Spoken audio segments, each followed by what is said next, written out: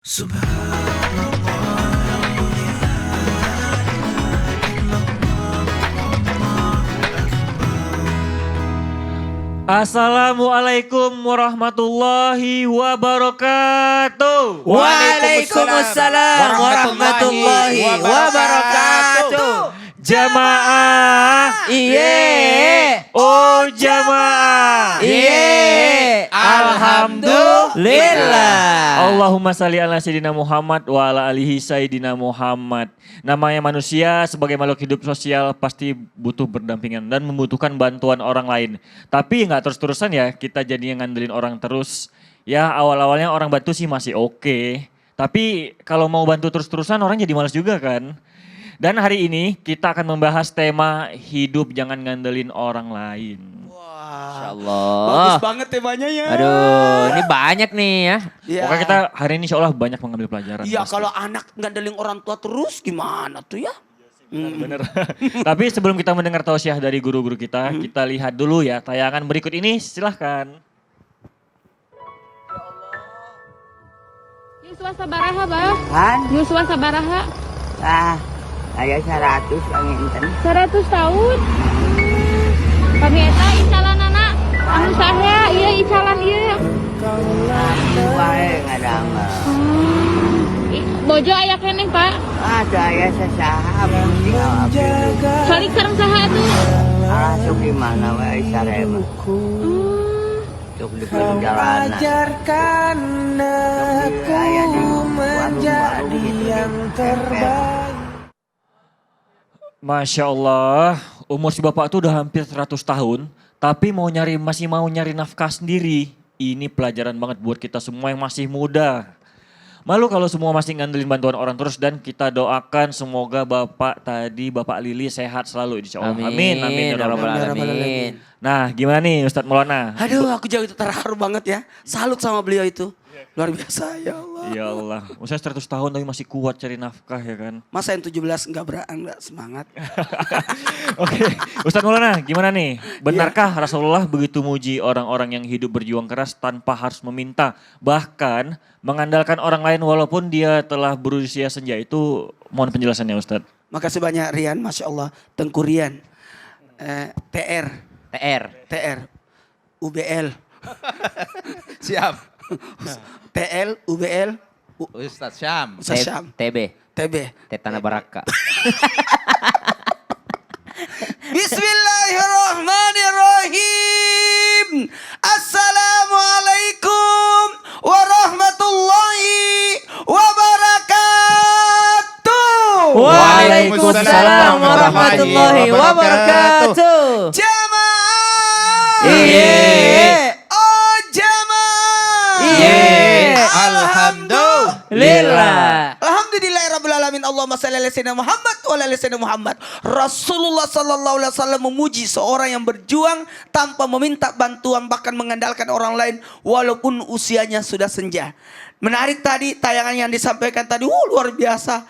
Jadi terharu kita. Orang biasanya kalau seperti ini penjualnya, penjual sapu ini, orang tidak butuh sapunya tapi kasihan aja.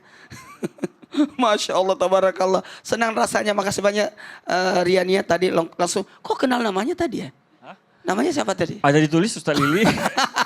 Ustadz Lili gak tuh? Bagus ya, sangat perhatian sekali.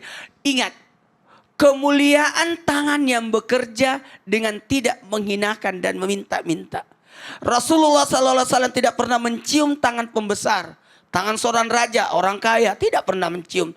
Maka Nabi luar biasa memegang tangan orang yang tua tadi. Masya Allah, tabarakallah. Orang tua kemudian yang tangannya kasar. Kenapa ini? Ini tangan karena beliau bekerja dengan memecah batu. Memecah batu. Lalu Nabi mencium tangan itu. Dialah orang tua yang kerjanya memecah batu untuk apa? Mencari nafkah. Karena kenapa? Tidak mau tangannya diangkat untuk meminta-minta. Jadi haruslah kita menjadi malu.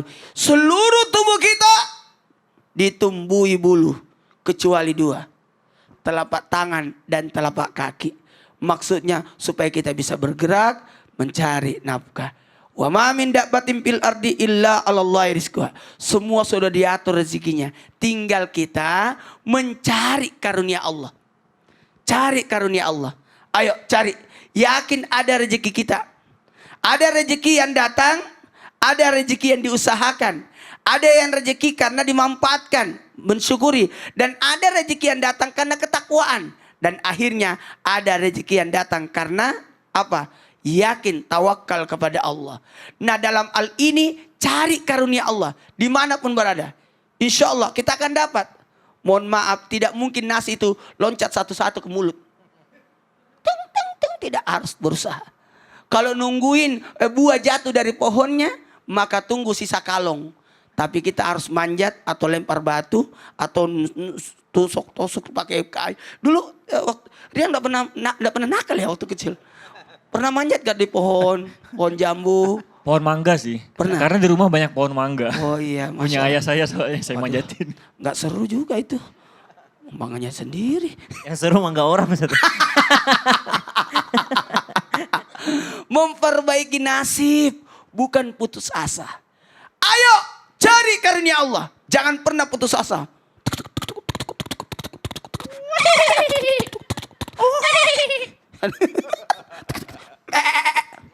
Itu suara apa? Suara kambing. Maaf, itu suara saya. Cari karunia Allah. Mencari. Ayo cari. Karena kita akan menjadi mulia dengan menghasilkan. Diberi atau mencari. Yang mana bagus? Mencari. Mencari. Iya, itu lebih mulia. Berarti intinya kita tetap berusaha. Karena apa? Lebih mulia mencari, Ustaz. Iya, Jadi Masya ini buat teman-teman di rumah tetap semangat mencari rezeki. Apalagi yang sudah berkeluarga. Amin. Insya Allah. Lagi curhat. Ah? Oh, Karena enggak istri juga. lagi hamil. Enggak, karena saya senang begitu tahu istri sering doakan saya kerja, jadi rezeki menjadi lancar. Jadi tadi pagi ke sini Alhamdulillah. didoain. Selalu. Oh selalu. Makasih dong sama Icis. Bahkan kalau lagi sholat, Eh. kan aku balik badan, Oh iya. kamu doa apa sayang? Aku aminkan apa yang kamu doakan. Ya Padahal Allah, doanya apa? Ya Allah kabulkanlah doa suami saya. Hanya itu. Masya Allah. Padahal suaminya lagi doa lain ya. Enggak dong Ustaz. Oh enggak. Oke, setiap rezeki yang Allah berikan pasti ada perantaranya dan salah satunya melalui dari orang-orang di sekitar kita. Nah, gimana nih Ustadz Blangkon? Bagaimana jika kita menolak pemberian orang karena kita takut ngerepotin, bahkan takut nanti kita selalu ngandelin orang lain. Emang bener nih, malah jadi mempersempit rezeki kita. Itu gimana Ustadz? Mohon penjelasannya Ustadz. Oke, terima kasih Mas Teuku Rian. Bukan Tengku ya, Teuku Ustadz. Teuku ya. Ibu bapak jamaah yang dirahmati Allah Subhanahu wa taala. Assalamualaikum warahmatullahi wabarakatuh. Waalaikumsalam warahmatullahi wabarakatuh. Bismillahirrahmanirrahim. Alhamdulillahi rabbil alamin wa bihi nasta'inu ala umurid dunya waddin. Wassalatu wassalamu ala asrafil anbiya'i wal mursalin sayyidina wa maulana Muhammadin amma ba'du. Hadratal muhtaramin, para alim, para ulama, para asatid yang kami muliakan, yang kami hormati, kakanda guru kami Ustadz Maulana, yang kami muliakan dan yang kami hormati Adinda Ustadz Syam LC ya? Oh belum ya, mudah-mudahan ada LC-nya. MA. MA. Oh, MAD. Sudah MA. Iya. Sudah S2. Iya ada. Mohon maaf MA. Kalau LC MAD. iya. Ya. Kemudian host kita yang ganteng Mas Teuku Rian. Makasih banyak. Mudah-mudahan berkah dan barokah. Ibu bapak jamaah yang dirahmati Allah Subhanahu wa taala. Allah Subhanahu wa taala menginformasikan kepada kita, wa may yatawakkal 'ala Allah fa huwa hasbuh. Bahwa ketika kita bertawakal kepada Allah Subhanahu wa taala, sedaya dipun cukupi kalian Allah Subhanahu wa taala, apapun keinginan kita akan dicukupi oleh Allah Subhanahu wa taala. Contohnya ini model gaya Ustadz Maulana. Jamaah. Jamaah. Weh, jamaah. Alhamdulillah. Lillah. Ibu bapak jamaah yang dirahmati Allah Subhanahu wa taala. Pertanyaan tadi yang disampaikan oleh Mas Teuku Rian, bagaimana Ustadz kalau kita meminta pertolongan artinya dibantu oleh seseorang, apakah itu tidak mengandalkan Allah, cuman mengandalkan manusia? Padahal kita tidak boleh mengandalkan manusia. Ma'asyiral muslimin jamaah yang dirahmati Allah Subhanahu wa taala. Dalam sebuah hadis Kanjeng Nabi Muhammad Rasulullah sallallahu alaihi wasallam ngendikaaken bahwa ma atahu syai'un bi ghairi mas'alatin wala istisyrafin nas. Sinten tiange, siapa orangnya yang diberikan sesuatu tanpa dia meminta, wala istisrofin nas, dan dia tidak menginginkan atas dirinya. Dados rezeki sing dipun paringaken menika boten krana njaluk lan boten krana keinginannya, faruddahu, kemudian ditolak. Kok dia tolak? Dikei rezeki wong kok ditolak. Iya. Fa innama yarudduhu 'ala Allah, maka sungguh itu menolak rizki dari Allah Subhanahu wa taala. Dados kita lan panjenengan sami menawi dipun paringi rezeki kalian Ustadz Maulana, nanti setelah ini saya dikasih duit 20 juta, taruhlah begitu. Iya.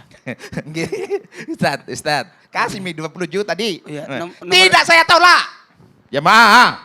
Jamaah.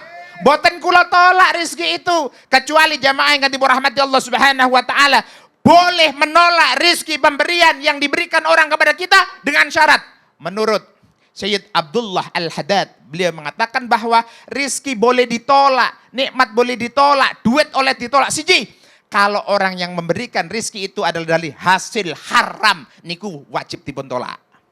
Tahu betul-betul bahwa itu adalah haram, boleh ditolak. Tapi ada pendapat para alim ahli fikih mengatakan kalau itu yang memberikan adalah hasil haram, orang yang tidak beriman mengasih kepada orang yang solih, boleh diterima. Sebab apa? Kalau duit yang haram diberikan kepada orang yang soleh, boleh jadi nanti akan diberikan, akan dimanfaatkan untuk yang lain. Tapi kalau diberikan orang yang zalim, iso dikei maksiat malih. Jadi boleh diterima. Itu ada pendapat demikian. Yang kedua, jamaah yang dirahmati Allah Subhanahu wa taala, kalau harta zakat padahal kita bukan termasuk itu, maka boleh ditolak. Termasuk salah satunya pemberian yang menyebabkan gara-gara uang ini sehingga kita takluk kepada orang yang memberikan, itu juga boleh ditolak. Jadi pertolongan monggo, sebab sedoyo semua adalah ada wasilahnya. Mudah-mudahan berkah dan barokah. Masya Allah, berarti rezeki itu tidak boleh ditolak. Jadi gini, jadi kalau kita minta itu tidak boleh. Ya. Tapi kalau dikasih, Boleh, jangan menolak. tidak boleh ditolak. Sebab itu rezeki dari Allah. Dari Allah Subhanahu Melalui wa taala. perantara tangannya Ustadz Maulana ngasih betul. 20 juta ke saya nanti. Ya Allah. Masya Allah. Masya Insya Allah. Dipertebal lagi itu. Jamaah. Iya. Alhamdulillah. Oke, gimana nih Ustadz Syam? Iya, siap. Bagaimana dalam pandangan Islam jika Ah. kita sudah ikhtiar tapi tetap belum mendapatkan rezeki dari Allah dan bisa berpotensi untuk membuat susah orang yang kita tanggung. Bolehkah mengandalkan bantuan orang, tapi seperti apa Ustadz Syam? Mohon penjelasannya Ustadz. Bismillahirrahmanirrahim. Tapi guruku Ustadz Siap. Brangkon Loreng, Siap. Rian, Ustadz Maulana, serta guru-guru kami yang dimuliakan Allah Subhanahu wa taala. Alhamdulillahi rabbil alamin, wassalatu wassalamu ala asyrafil anbiya'i wal mursalin sayyidina Muhammadin wa ala alihi wa sahbihi ajma'in. Asbahna wa asbahal mulku lillahi rabbil alamin. Subhanak la ilma lana illa ma 'allamtana innaka antal alimul hakim. Rabbi shrah li sadri wa yassir li amri wahlul 'uqdatam min lisani yafqahu qawli waj'al li wazira min ahli. Amin amin amin ya rabbal alamin. Ba'da naqul a'udzu billahi minasy syaithanir rajim.